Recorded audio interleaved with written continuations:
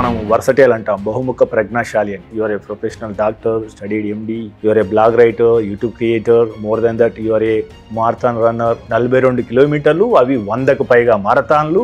మీరు గత 25 సంవత్సరాలుగా ఒక గ్యాస్ట్రోఎంట్రాలజిస్ట్ గా ఉన్నారు, 30 సంవత్సరాలుగా విదేశాల్లో ఉన్నారు.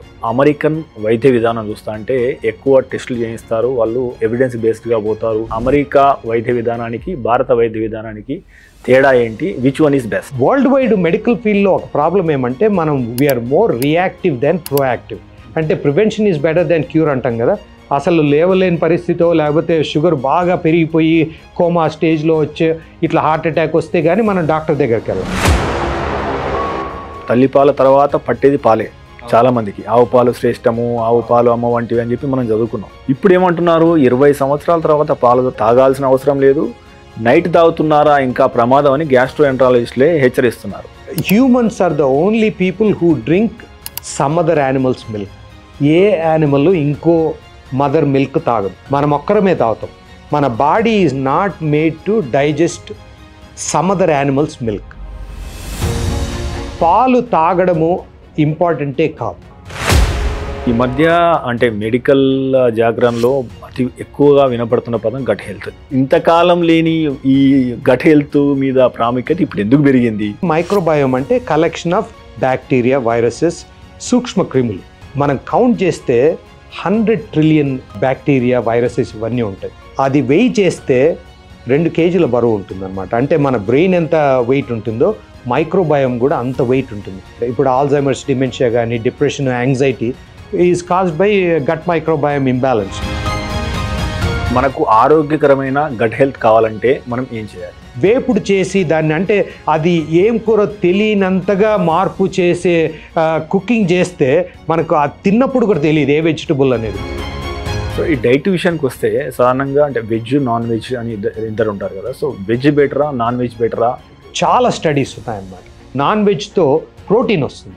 Protein is very important, especially వయసు పెరిగే కొద్దీ. ఇండియాలో టీలు తాగడం పొద్దున్న లేవగానే మొదలు పెడతారు. సో ఇది గ్యాస్ ట్రబుల్కు దారితీస్తుందా? సో పడిగడుపున టీ తాగడం అనేది ప్రమాదం. ప్రాబ్లం ఎక్కడ వస్తుందంటే మనం ఇండియన్ స్టైల్ టీలో టీ కంటే మిల్క్ ఎక్కువ ఉంటుంది. చాలా మందికి శారీరక సమస్యల కంటే మానసిక సమస్యలు పెరుగుతున్నాయి కాలక్రమంలో. ఎస్పెషలీ యంగ్ పీపుల్లో social media is one of the biggest stressors అనమాట. దీనివల్ల మనకు ఒకటి కంపారిజన్ వస్తుంది, పియర్ ప్రెషర్ వస్తుంది. అంతకుముందు మనం నేషనల్ హెల్త్ ఫ్యామిలీ సర్వే చేసినప్పుడు సాధారణంగా ఎక్కువ బయటపడేది భారతదేశంలో పిల్లలు మాల్ న్యూట్రిషన్తో బాధపడుతున్నారు, లేదా వయసుకు తగ్గ బరువు లేరు, ఎదుగుదల లేదు, ఇటువంటి సమస్యలు ఎక్కువ వచ్చేది. ఇప్పుడు సమస్యలు ఏమవుతున్నాయి, ఊబకాయం అనేది చాలా పెరిగిపోతుంది. సో వయసుకు మించి బరువు పెరుగుతున్నారు. ఒబిసిటీ మొత్తం all over the world. Westernised diet అంటే ప్రతి ఒక్కరు కోక్ తాగడం, ప్రతి ఒక్కరు షుగరు, కేక్లు, చిప్స్ ఇవే కదా, దాంతో చాలా ఎక్కువైంది. అందుకు సో మీరు IBS బుక్ గురించి చూస్తా అంటే మంచి వ్యవహారికమైన భాషలో రాశారు. ఈ బుక్ గురించి కొద్దిగా వివరిస్తారా? అంటే ఏమున్నది అలా, ఎవరికి యూస్ఫుల్ ఉంటుంది? ఇరిటబుల్ బౌల్ సిండ్రోమ్ అనేది చాలా కామన్ కండిషన్ అనమాట. ఇప్పుడు వరల్డ్ వైడ్ తీసుకుంటే ఒక రూమ్లో 3-4 ఉన్నారంటే అట్లీస్ట్ ఒకరికి IBS ఉంటుంది. అంత కామన్. చాలామంది డాక్టర్స్ కూడా చదువుతున్నారు అనమాట. అందుకే అమెజాన్లో చాలా వారాలు బెస్ట్ సెల్లర్గా ఉంది. మనకు ఆరోగ్యకరమైన గట్ హెల్త్ కావాలంటే మనం ఏం చేయాలి? మామూలుగా మా పేషెంట్లకి ఎట్లా చెప్తానంటే DESS అంట. Diet, exercise, stress management, sleep. చాలామంది అనుకుంటారు 4-5 గంటలు అయితే సరిపోతుంది, నాకు అంతకంటే నిద్ర అవసరం లేదని. అది చాలా తప్పు. Just good sleep most underrated కానీ మోస్ట్ ఇంపార్టెంట్ థింగ్.